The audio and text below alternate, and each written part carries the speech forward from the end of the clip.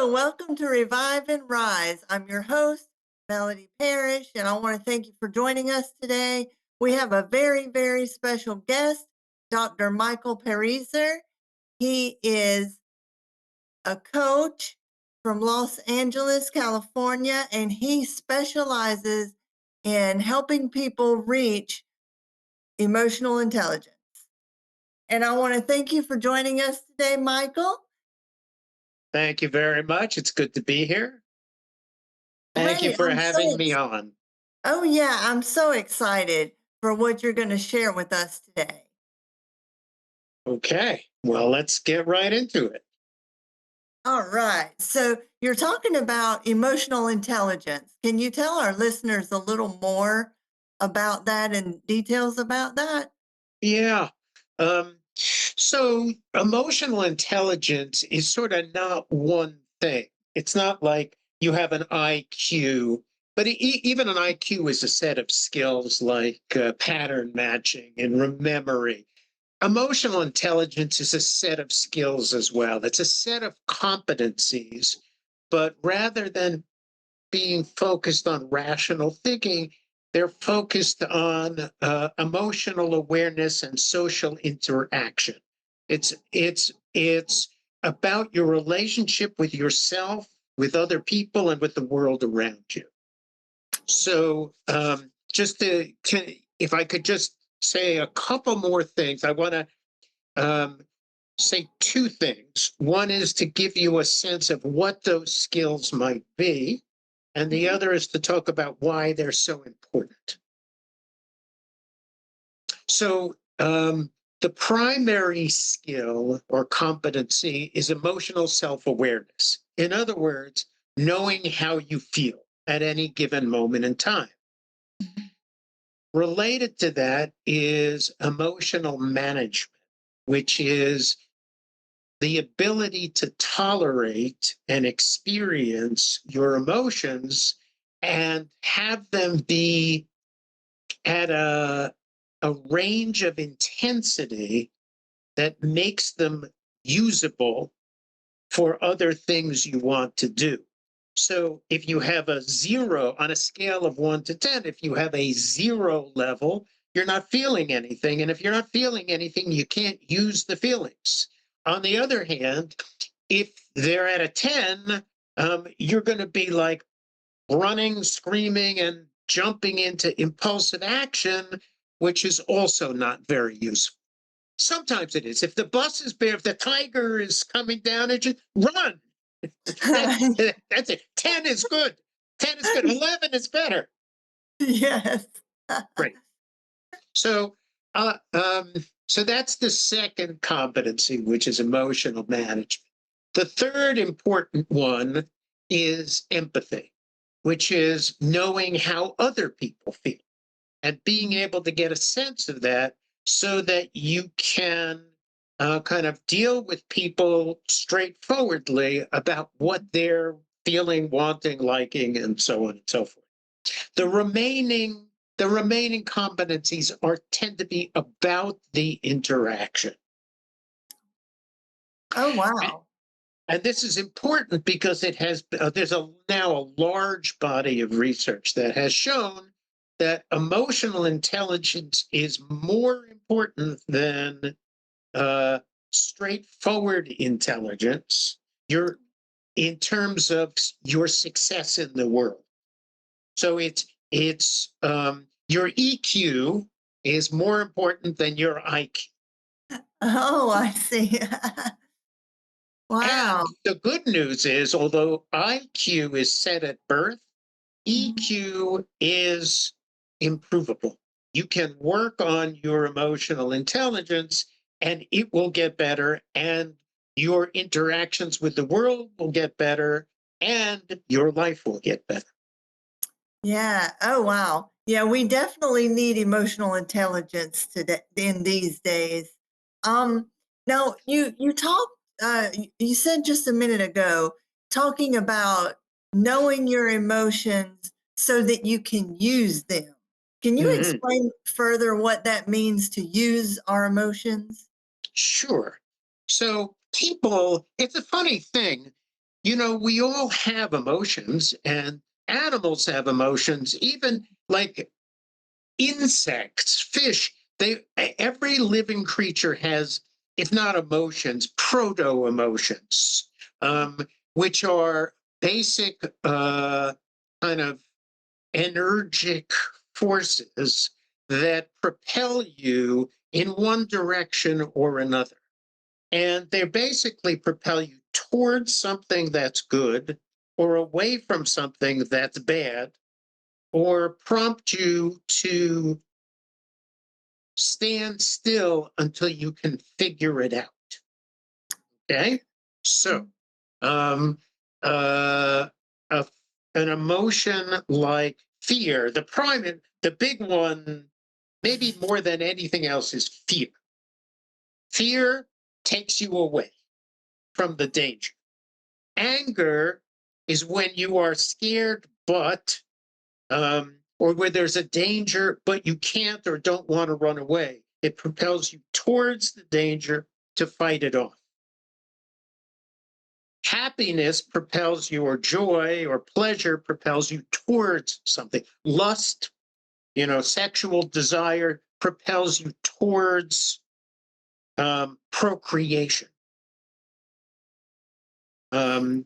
Sadness takes you away so that you can recover. You can experience mourn the loss and recover.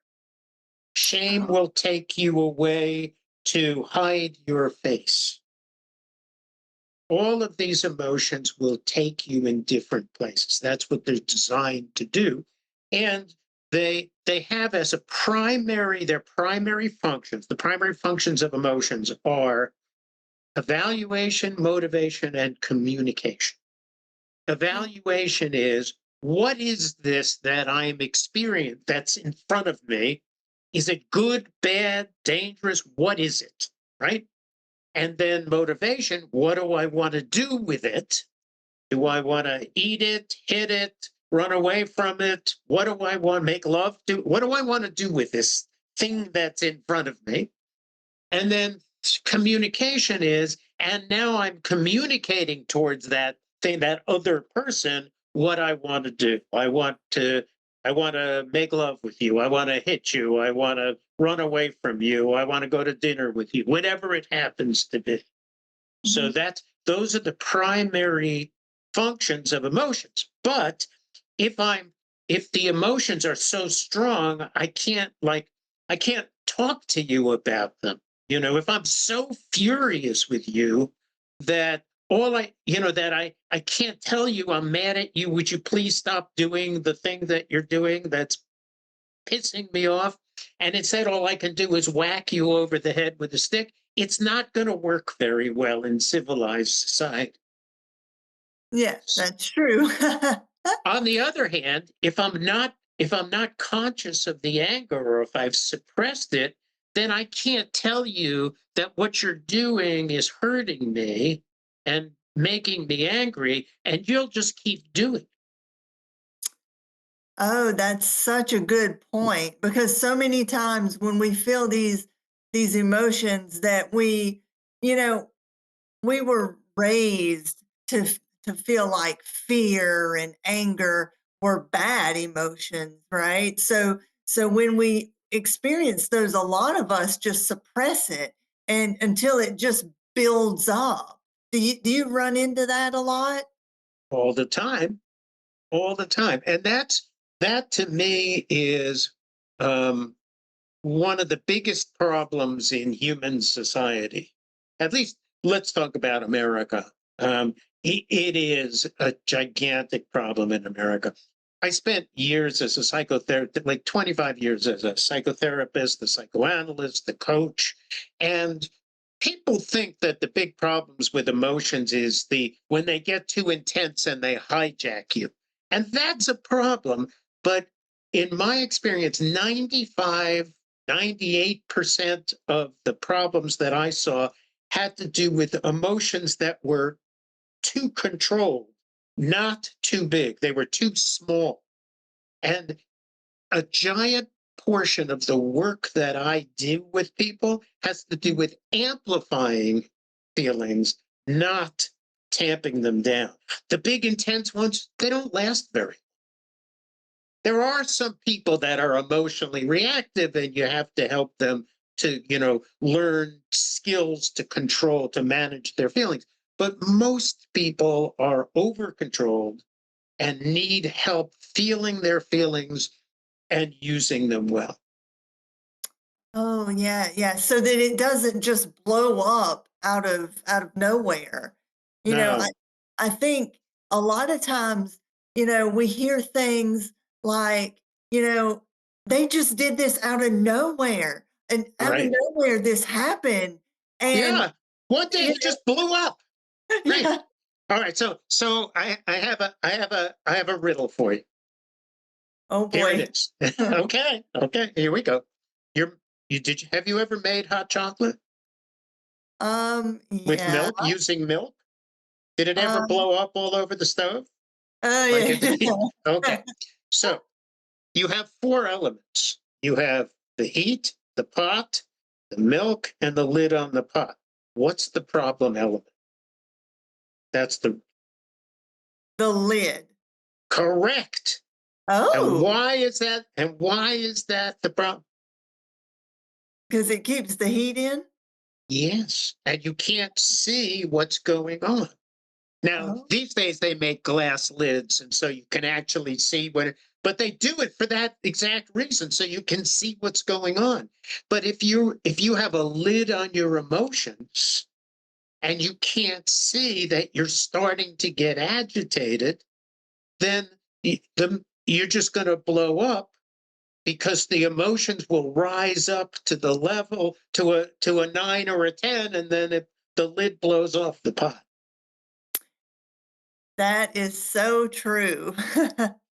And and another thing is fear too, right? But do they kind of go hand in hand? Because you hear so many people talking about anxiety. Does that work the same way when you have fear that all of a sudden it blows up because you're suppressing it? Or how would that work? Most people don't suppress fear the way they suppress sadness and anger. Certain feelings um, are kind of hard to suppress. It's hard to repress. You can try to suppress it. In other words, let's say you're in a scary situation. You might say, "I need," or an anxiety provoking situation. You might need to tamp it down to be able to function. If you're frozen with fear, you can't get on stage and deliver the talk that you're scheduled to deliver. Um, so you have to get to the point where you can act anyway. And by the way, do you know what that's called? When you act, you're scared and you take action. No, what is it? It's called courage. Oh, yeah. It's That's a really true. good thing. Yeah, yeah. So you hear when you talk about fear, you hear uh fight, flight, fawn, Fight. right? And, Well, actually, I have five of them: fight, uh, flight, freeze, fawn, and I'm going to say affiliate, but in a sexual way. But no, affiliate. You can, so fight, we know.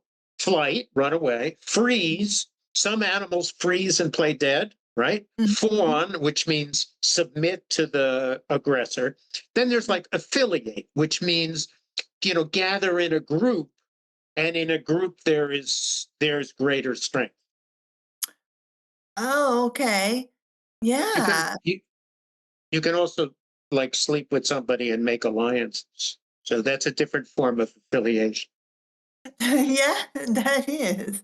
But the same principle. Exactly. Yeah. So so how would we combat these things? Like if you have so much fear that it drives you to do one of these things, Yeah. how do we know, like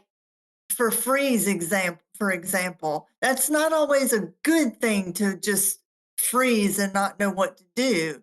So Right. how can we control our fear so we don't run away every time or freeze at, Okay, that's a really good question.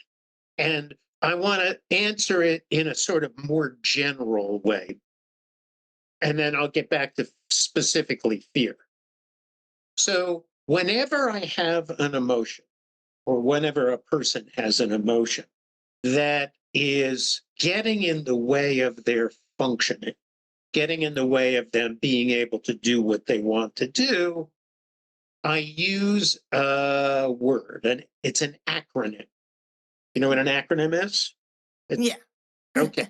And the acronym I use is HALT, HALT. HALT, right? Stands for hungry, angry, lonely, and tired. Um, it could also be, sad, annoyed, frustrated. It could be any kind of ashamed. It could be any emotion that's getting in the way of you being able to talk to people, to work constructively towards a solution to the problem. Oh, okay. So the first thing I have people do is just halt. And I have them say it to themselves, whether it's halt or stop or something like that. And then once they can actually do that, and they can take a breath or a series of breaths, they can take a time out, they can do something to get themselves calm so that they can get themselves, let's say, from an intensity 8 or 9 Mm. on a scale down to about a 4. You know, a useful range is like 3 to 6. This is a good place to be, um, emotionally speaking, in terms of using emotions to solve problems, to generate adaptive action. So you get yourself calmed down and then you can do it. Now, I mean, there are people who function better under extreme circumstances, but they're calming themselves down too. They're just better at, look, I read about this experiment. So these social scientists had the hypothesis that people like Navy SEALs and Army Rangers and Delta Force people and first responders, top cops and firemen who hero, they're different from the rest of us in some fundamental way, that we can't put our finger on. And so they took a group of these, heroes, right? And they wired them up to heart monitors and galvanic skin response and all this kind of stuff. And they also took a group of us normals, right? And they wired us too, right? And they ran everybody through a series of stress inducing tests. And I don't know what they were because it wasn't part of the article. But and what they found was very surprising. Everybody got equally stressed out. The difference is that the high functioning top cops and Delta Force and Navy SEALs, they calm down a lot faster. So it Wow. wasn't that they didn't get as freaked out. They got just as freaked out, but then they were able to calm themselves down in order to be able to function. Oh, wow. That's so interesting. So they have a heightened awareness. Would you say that and to be able to calm themselves down or I wouldn't call it awareness. It might be awareness, but I would call it just, I think, either a learned or natural or both, uh, acquired skill in tolerating the emotion and calming themselves down, and immediately getting the intensity from 9 or 10 down to 5, where the rest of us are like flapping our arms and running around in circles. These guys are calming themselves down and saying, I can handle this. This is um, and I know what to do, and I'll do something. okay. Wow. That's So, so and that's interesting. learnable. We can all learn this. Yeah. Yeah, that makes me think when you were talking, I was just thinking of like the vagal theory. Yeah. Um, and I was like, because I'm a big uh, believer in the vagal theory and different ways that um, you can kind of tame your vagus nerve, um, which kind of makes sense, right? Because you splash cold water on yourself or like, those kinds of things. Do you think that they maybe have some way, even subconsciously, to calm that vagal nerve and their central nervous system? And if so, what do you think we could do to maybe learn that behavior? Well, I mean, I think they're calming something. I don't want to get, uh, I don't want to kind of conflate two languages. So there's a neurobiological language and there's a psychological, emotional language. So I don't think I can tame my vagus nerve. I think I can reduce, control my emotional activation. I wouldn't know how to tame my vagus nerve. I have an image in my head of a cowboy, with a rope, rope roping a nerve, which is running around all over the place. Yeah. Um, but certainly for every feeling, for everything we do, there is there are nerves that are activated. There's a part of the brain that's activated for everything. Um, so I can't like impact it directly. But although I can splash water on my face, but the thing I'm saying to do is first stop. In order to splash water on your face, you can't be running around in circles, right? And Right. flapping your arms. You have to stop long enough to get to the sink, turn the water on, get the water and splash it on your face. So the first step is to stop. Then you can do lots of things. You can take a walk. You can do deep breathing exercises. If you have time, you could take a yoga, do some yoga. You could sit in a sauna. You could go for a run. You could splash water on your face. You could call a friend or a mentor. You could do lots and lots of things. But first you have to stop. And that's what these guys are able to do. They're able to kind of stop the intense emotion in their mind and say, okay, this is I don't have to. This is not life and death. I don't have to shoot anybody right now. Yeah. Uh, so I'm going to calm down and I can handle this situation. Oh, And wow. and if I have time, I can even think about how to handle the situation. So it's one thing if somebody's shooting at you. It's another thing if, the boss just found out that you were having an affair with his secretary, um, and and you weren't supposed to do that. Or the vice president is having an affair with, like, okay, now you can think about how am I going to handle this situation? Or you're the boss and you found that your vice president and your secretary are having an affair. Now, what are you going to do about it? You don't have to go and shoot them, but you do have to think about how do you, because they're both valuable employees. You don't want to lose either one, but they broke the company rules. Now, what are you going to do? So now you get a chance to, and you're angry and you're hurt because they lied to you about it, and you're scared because if you fire them both, then the company won't run as well. You don't have good people to replace them, so you have a lot of feelings. Right. So, but you want to take the time, calm down enough to be able to think.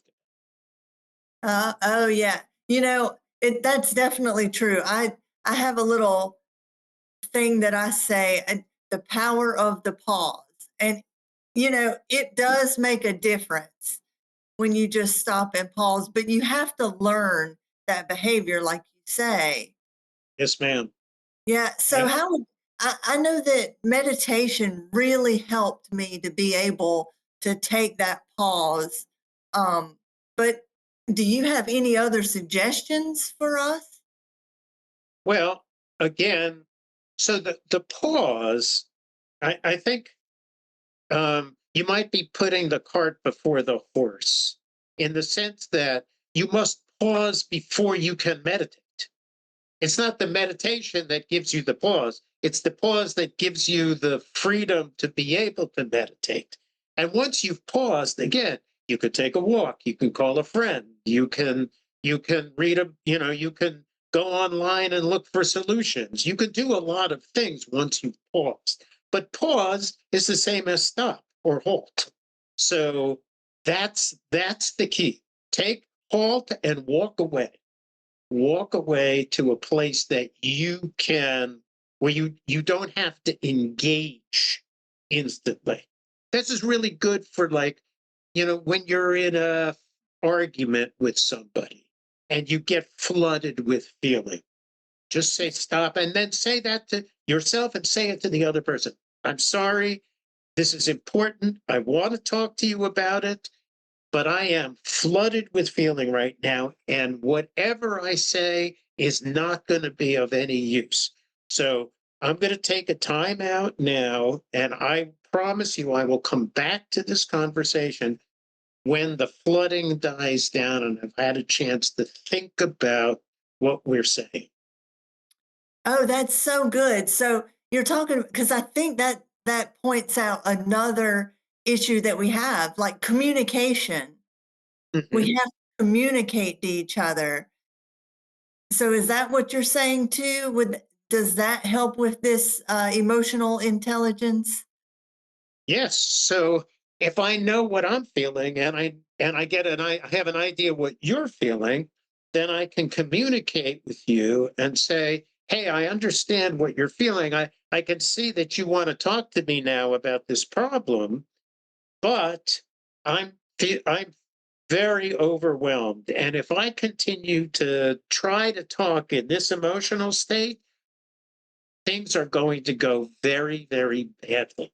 And so I'm going to take a time out now and I'm going to come back to you when I'm less flooded and we can have, I promise you I will do that.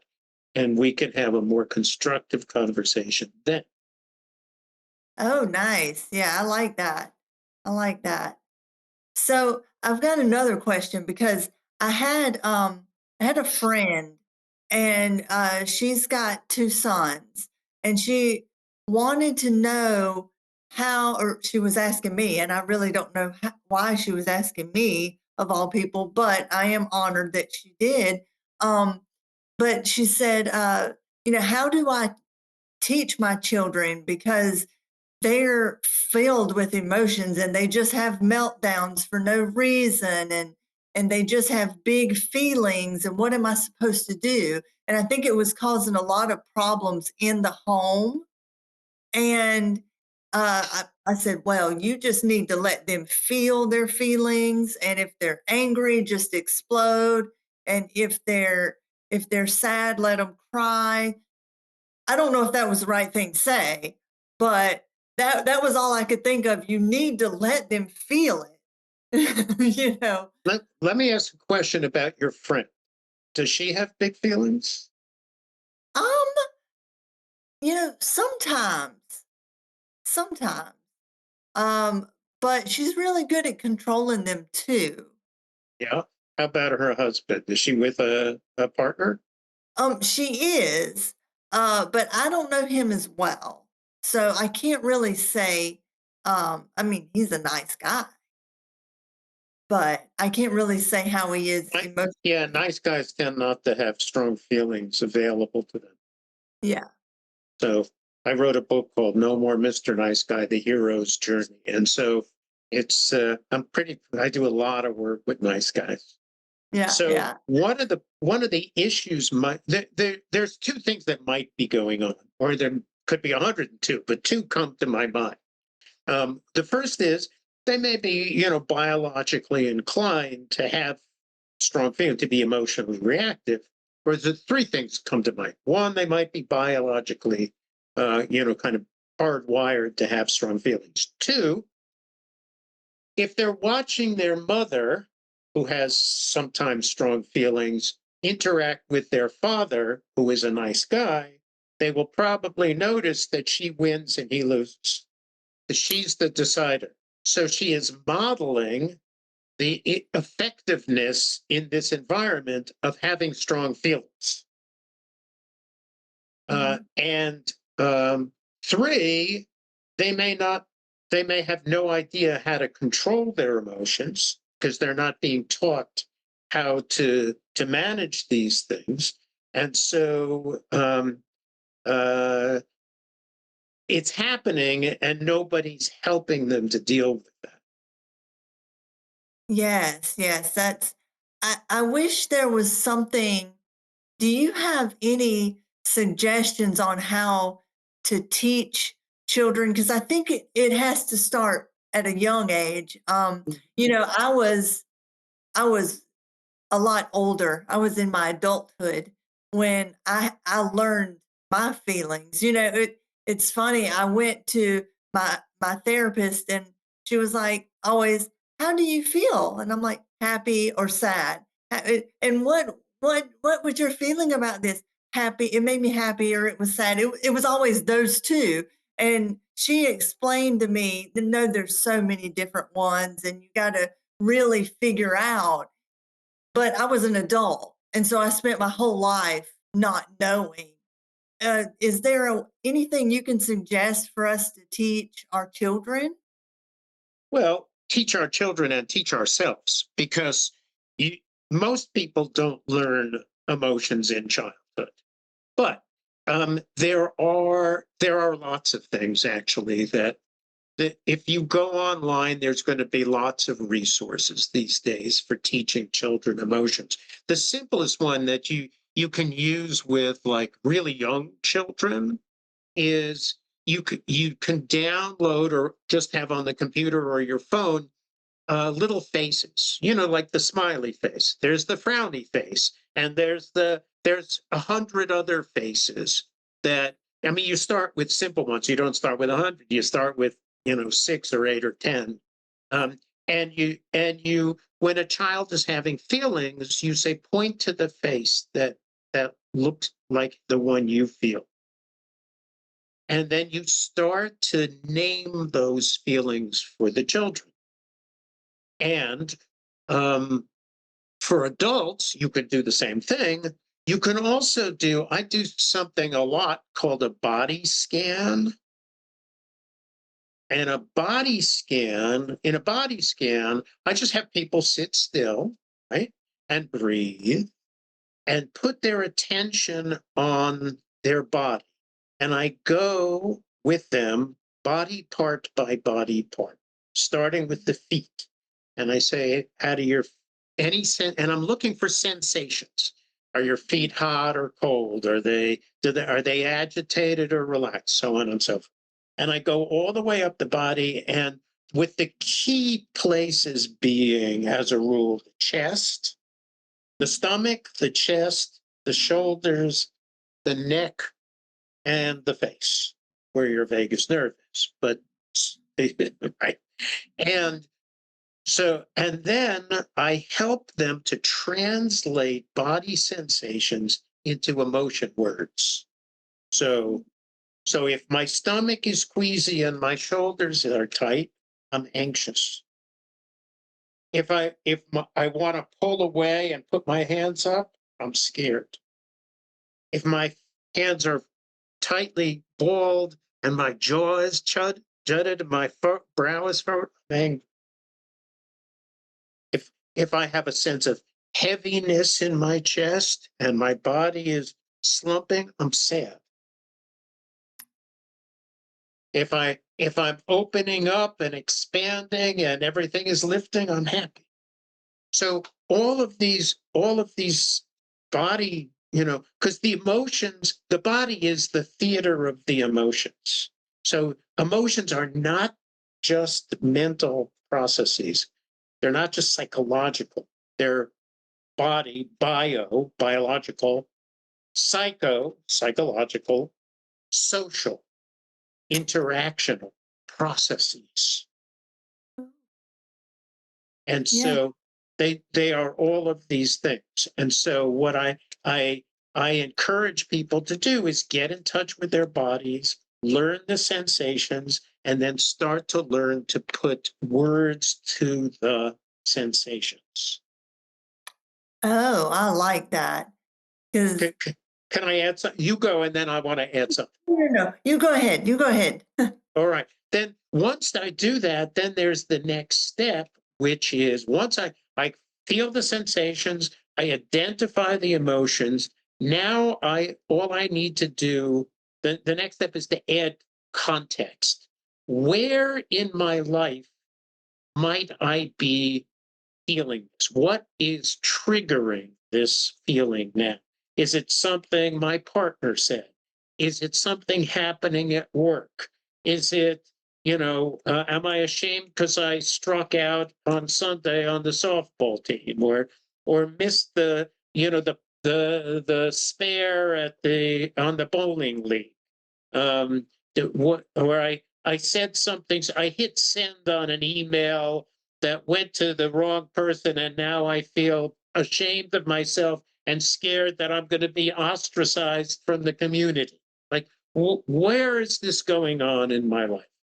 And then finally, what is it? What does it want to say? What is it trying to tell me to do? So I listen to the feeling. I try to amplify it. So I have these sensations. I'm naming and I'm asking the feelings, the emotions. What are you trying to tell me? Oh, that's so great. I love Glennon Doyle, and she talks about how her emotions ring her doorbell and deliver a gift to her, and the gift is knowledge. So she says that too about the whole listening to Hmm. your feelings. I really like that.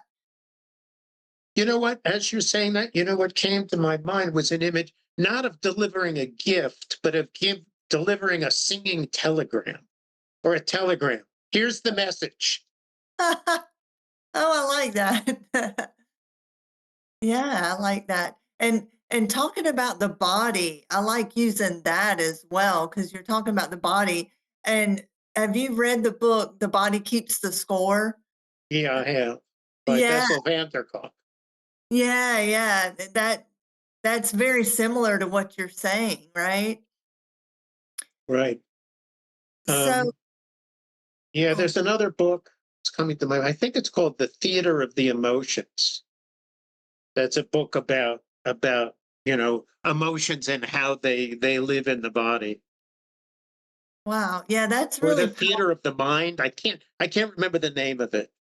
yeah. Wow, that's really powerful.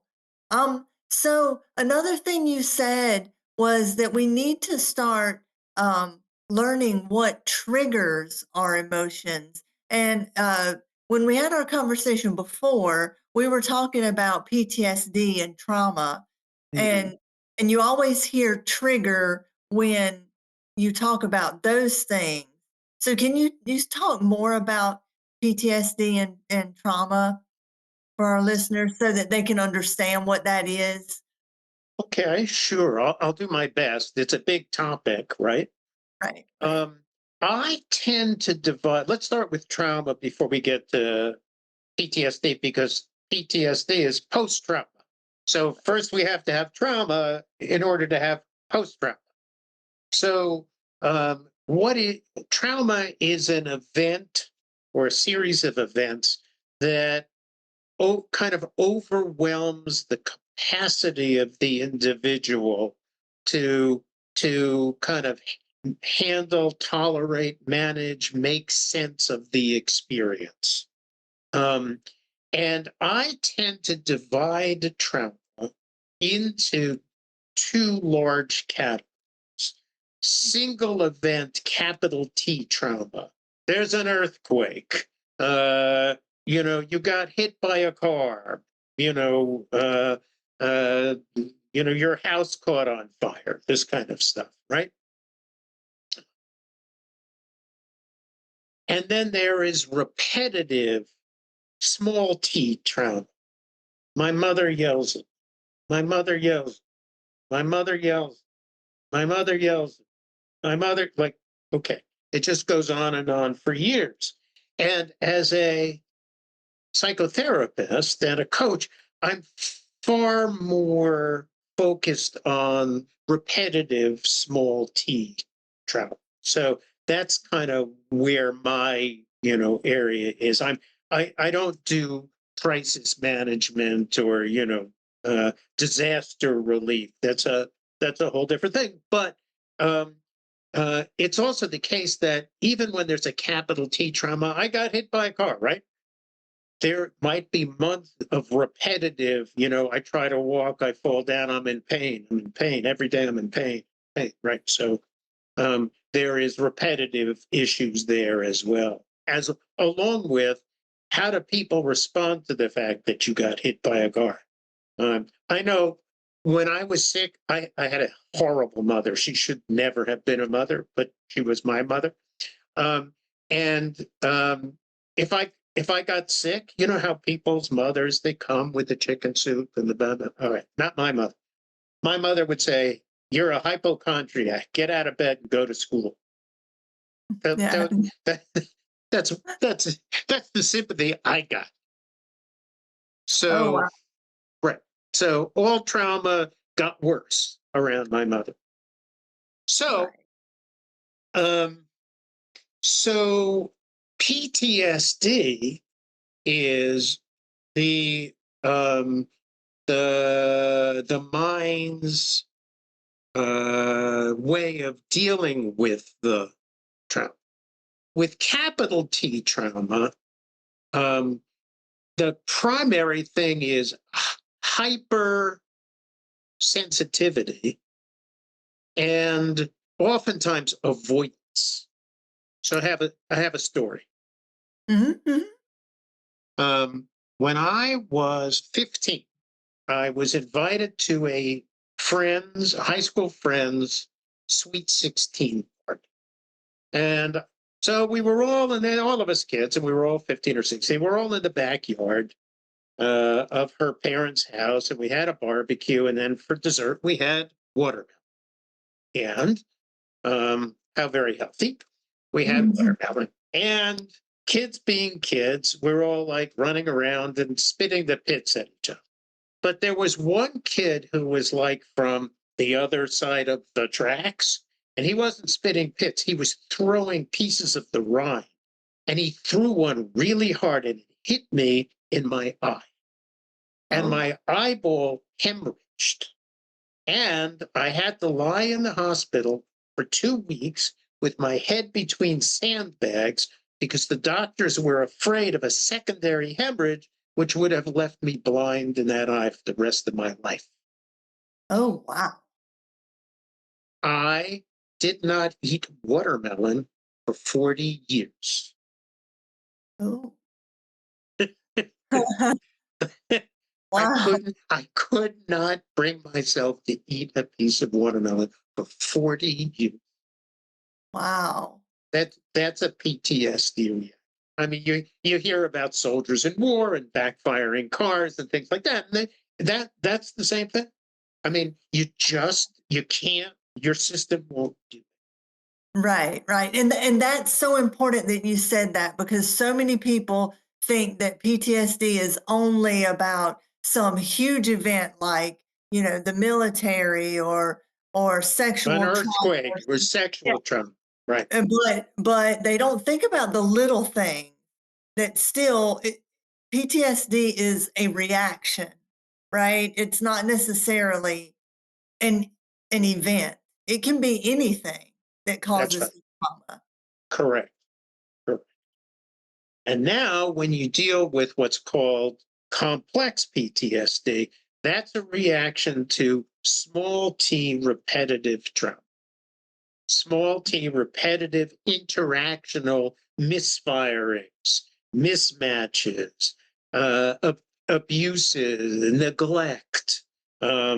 And it doesn't have to be anything big like sexual abuse. It could just be, you know, your father gets pissed off a lot and gets drunk and yells at everybody, or your mother when anything goes bad, your mother starts crying and runs into her room and slams the door and doesn't come out for 3 days. I mean, it could be, like the kids that you told me about, your friends' kids who have have meltdowns, and then Mhm. nobody knows what to do with the meltdown. True. That, Yeah. that's a misattunement, a malattunement, and if it adds up, um, then it's a problem. And here's where it gets really bad. And and or and this happens to a huge number, a large percentage of the population. It goes like this. So there's a child and a parent, right? Or parents, and there's mismatches. And every time there's a mismatch, the child blames him or herself and blame themselves. Why? They cannot afford, they're hardwired. They cannot afford to blame the parents. If if you're my parent, I'm the child and you're the parent, right? If I blame you, if I blame me, well, that's pretty bad, right? Mhm. But I can do something different. And if I do something different and you like it, then we're all good. But what if you're bad? Now what do I, as a 4-year-old, what am I supposed to do if I have the idea that mommy's bad? Oh, right. A kid can't afford, it's for a child. There's a famous theorist who said, for a child, it's better to be bad in a good world than good in a bad world, or even live in a bad. If I'm bad and the world is good, I can fix myself. But if I'm good and if the world is bad, there's no hope. Oh, wow. Yeah, that's a good point. And And so and the then you parents learn, are the world. yeah, then you learn that behavior, and so you blame yourself for everything. Yes. And then over time, if it happens enough, little by little, you in the beginning you forget because childhood amnesia, you don't remember anything. And that's because there's a brain structure that's not online yet, called the hippocampus. And it doesn't come online until you're about 5. And that's what you need to make long-term memory, the hippocampus. So when it comes online around the age of 5, now you can make memories. Once you have memories, you have an autobiography, you have a story. Once you have a story, you have an identity. And for a child who has a lot of mini traumatic mismatches, your identity is, I'm the bad one. There's something wrong. I don't belong. I'm bad and therefore lovable. Oh, wow. And now we're getting into that. Yeah. And then you wind up with a sense of worthlessness. You Mhm. wind up depressed. You wind up anxious about people finding out how worthless you are. You you have a inner critic telling you how worthless you are. You're scared to engage, you're avoidant, or you go the other way and you like attack, you become aggressive. Mhm. You can do a lot of things. And so, but you wind up lonely, you wind up feeling unlovable, you wind up unhappy. Oh, yeah. And it all comes from right when you were a child and that learned behavior, huh? Right. And then as you get older, you start to attach the worthlessness because children, they don't know, right? If you're 4 or 5, 6, 7 years old, you don't think, you just think, oh, I'm bad. But when you are, let's say you hit puberty, now maybe you attach your feelings of worthlessness to, I'm not tall enough, I'm not, or I'm too tall, or I'm flat chested, or I have a big butt, or I got a big nose, or buck teeth, or whatever it happens to be. Or I'm not smart, I can't keep up with the other kids in school, or I got picked last for all the sports teams, or I didn't make the cheerleading squad, or whatever it happens to be. And now that's what's wrong with me. Oh, Now yeah. I am obsessed with having an operation to make my nose small, or my butt bigger or smaller, or my, whatever it happens to be. People in Oh, China obsessed with, they want to be taller. So they break their children's legs and add a piece of bone. They stretch them out to be taller. oh, wow. Wow. Or right, whatever it is, whatever it is. Yeah. Oh, that brings up, do you know the show Botched? I know what it is. Yes. Yeah. I never saw it. It kind of, just the idea gives me the creeps. Yeah. Oh, I love that show. Do you? Yeah. And sometimes on there, they have really strange things on there, but sometimes they have people that are actually obsessed with plastic surgery, and Uh-huh. got their nose done, they've got their chin done, and everything nipped and tucked and pulled, and it's amazing. And then it becomes like an addiction. So, would you say that they maybe would possibly have some kind of trauma like you're talking about? Absolutely, I would. What they have, so, all right. So I have this theory, and I'm not sure how much of a theory it is, but I think it's a fact. But so to me, there's something that I call the I used to call it the depressive triad, but somebody else has that phrase in the literature. So it's like the depressive trinity, or the depressive triumvirate. And what it is to me the three parts of the the psychological process that comprise depression. There's the central depressive core narrative, which is I'm worthless and unlovable. So there's in essence a lonely, unloved child. Okay. The second character in the drama is um, the inner critical voice.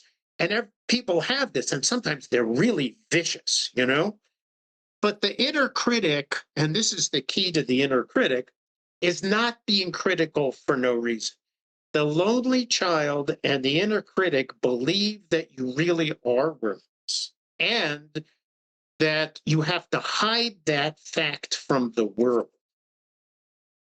Oh, And wow. so he's really a guardian, keeping you locked up in your prison cell, in your cave, so nobody sees what a monster. Oh, And the third character in the drama is the transformational object. And the transformational object is like the fairy godmother, or the handsome prince if you're a woman, or the lovely maiden if you are, like Beauty and the Beast, right? There's a perfect example. He's a monster. He has to stay in his castle because if anybody saw what a monster he was, they'd kill him, right? He probably had an inner critic somewhere. But when Beauty falls in love with him, the beautiful maiden, for his good heart, and kisses him, he's transformed into a handsome prince. That's the ah, transformational fantasy. And the transformational object is the person. The transformational fantasy is when I get the beautiful woman to, or the handsome prince to say, I will be transformed. The spell will be broken, and I will be transformed and live happily ever after. oh, I So, like. so to go back to your question, if I have the right plastic surgeon who does the right operation and I fix every single part of me, then I will be beautiful and I will live happily ever after. Right.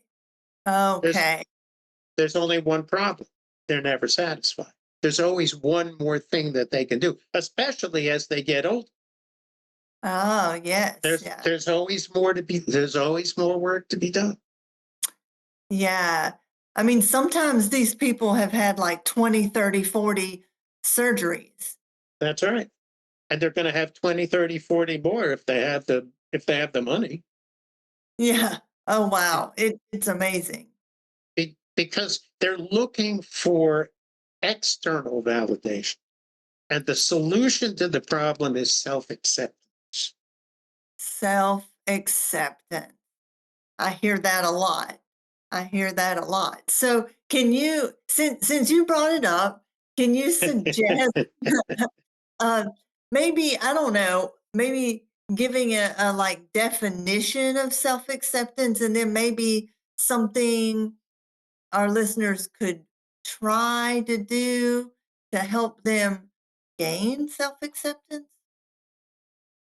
If Okay. that makes sense? Yeah. Yeah. Normally speaking, it's a long process that often involves psychotherapy. Yeah. Um, but here's what you're trying to accept. You're trying to accept that you are a flawed and limited person living in an irreducibly complex and unpredictable world. Oh, So, um, so you have to accept that you have good parts and bad parts, mhm. and that the good parts will help you sometimes, and the good parts will be bad parts in a different context. You have bad parts that can be useful at sometimes. You will be kind. You will be cruel. Mhm. You will be selfless and generous. You will be selfish and put your own interest first. You will be generous. You will be greedy and stingy. You will have you'll be wise and you'll be foolish. You'll have answers to some questions and not to other questions. You will be born, live, and you will get old and die. Um, Mm, and and there's nothing that you can do about any of these things. You could read and get a little more wise. You can raise your level of emotional intelligence. You can do certain things, but ultimately, you're not going to change your personality.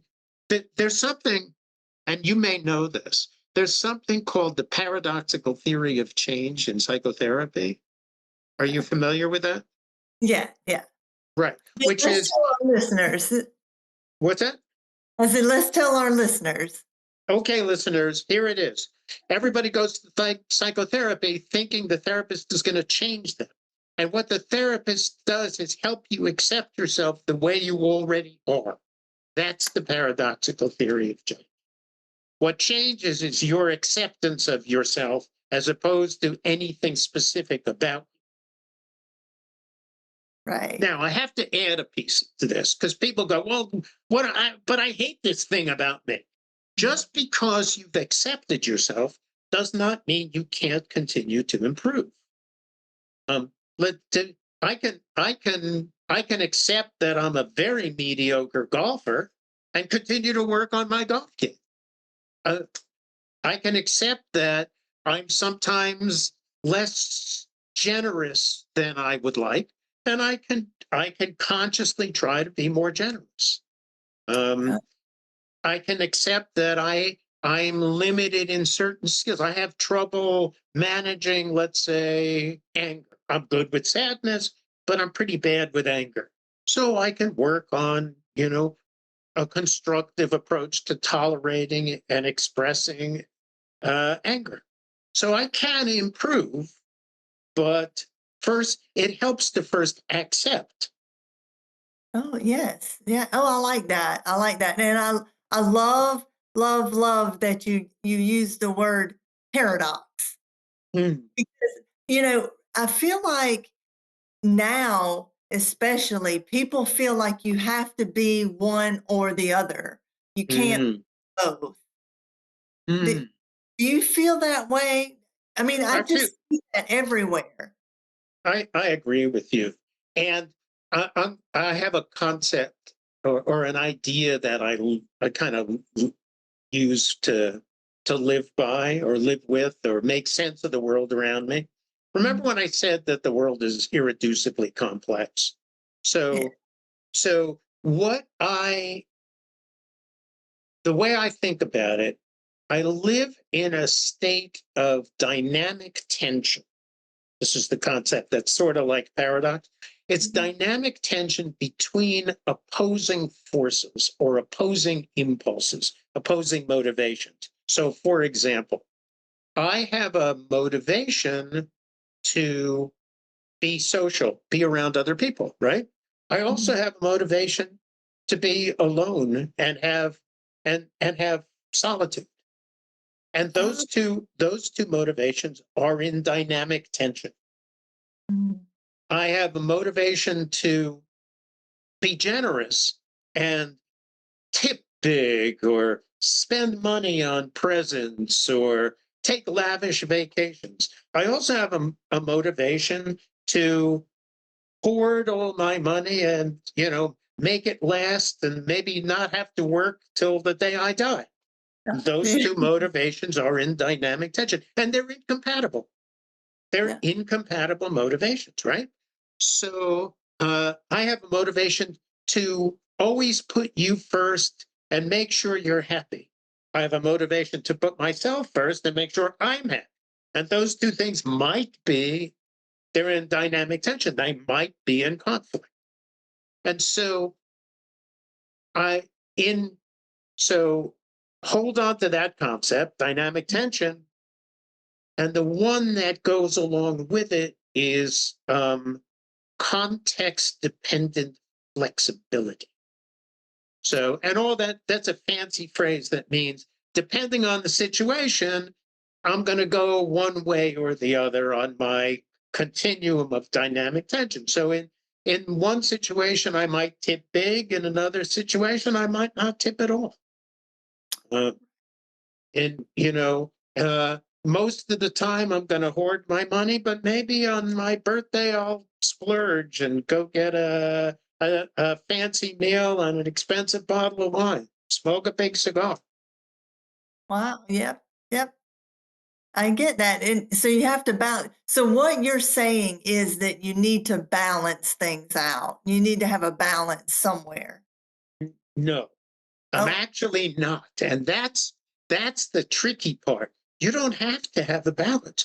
You have to do what works for you.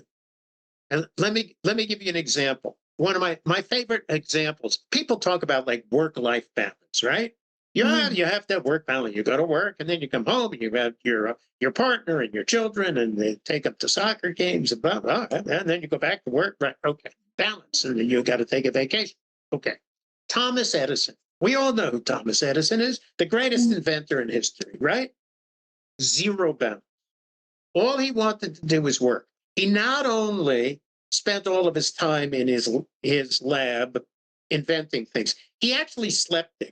And not only did he sleep there, he invented, because he was an inventor, a machine that when would fall asleep, he got so tired he would like nod off in his chair. If his chin got low enough, this machine would wake him up Oh, so he could work more.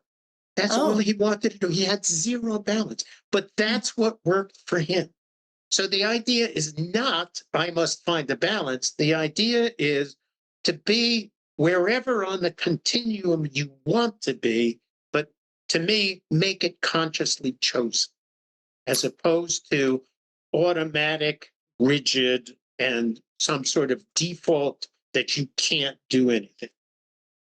oh, I see. I see. Oh, I like that concept that you're talking about. I'm a recovering workaholic, so uh, I I understand those kinds of things. And Right. The difference between a workaholic and Thomas Edison is that Edison wanted to do it. right, right, Some workaholics are driven and don't really want to do it. But if you want, I used to work like 16 hours a day when I used to work in the movie business. I loved every minute of it. yeah, Couldn't get enough. But I want to work more. All I could do was get another job and work some more. Loved it. Wasn't interested in balance. yeah, yeah. Just wanted to work in the movies. Oh, the movies. Right. So, That so, it's what works for you. It's your life. And as far as I'm concerned, you only go around once. If you go around more than once, I haven't seen proof of it yet. So I'm going to assume you go around once. And if you go around once, you better make it the life you want and to the best of your ability. oh, ooh, I love that because that makes me think about uh when you talk about, oh, well, I would have done that in another life. In another life, I could have done that. But what do you mean? You only have one life, right? This is it. So you better do it now. Yeah. Wow.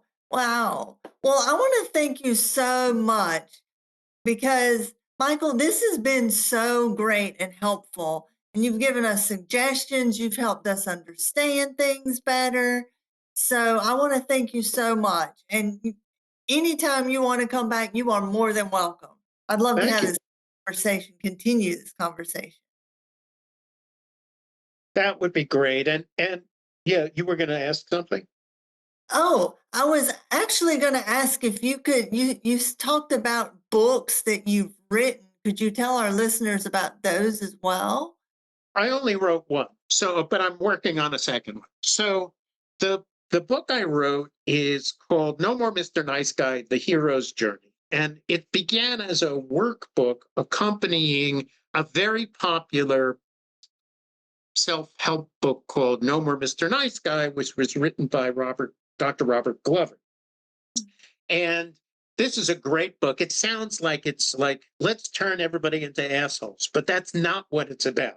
It's uh, it's about let's turn people pleasers into integrated men and women, I guess, who can stand up for themselves and be straightforward, honest, partners in life, right? And uh, and uh, I read that book. It really helped me. I took a workshop with Dr. Glover, and then we became friends. And his book really kind of describes the syndrome, but it doesn't. The weakest part is now, what do I do? So Mhm. I told him, Robert, you need to write a workbook to go with your book. And he, being no more Mr. Nice Guy, said, I don't want to. So I said, I'll write it with you. And he said, I don't want to, you write. So I started writing the workbook and just kind of creating exercises. Mhm. And then I added some of my own experiences, and then I added some stuff from Joseph Campbell's Hero's Journey. And the whole thing became No More Mr. Nice Guy: The Hero's Journey. And it's available on Amazon. It's available on Barnes and Noble. It's easy to get. It's not expensive. And so I recommend people, if they haven't already, to buy it with Dr. Glover's book, No More Mr. Nice Guy. And it helps people who are, people pleasers, doormats, passive aggressive, you know, it helps them to become assertive and upstanding. Oh, nice. Yeah, because so many people, and that's a product of trauma, is being a people pleaser, right? Yeah. It's primarily a product of being in a household, a childhood household, family of origin, phrase, in which there was a dominant parent who could not tolerate conflict, who was who was dictatorial, either directly or indirect. So a parent who, would shut everybody down, or a parent who went into a rage, or a parent who did it indirectly by being depressed and walking out and closing the door and not coming out for 3 days, or whatever it, or somebody was a martyr, and there was no room for the child to have his own desires or her own desires and have them met honestly.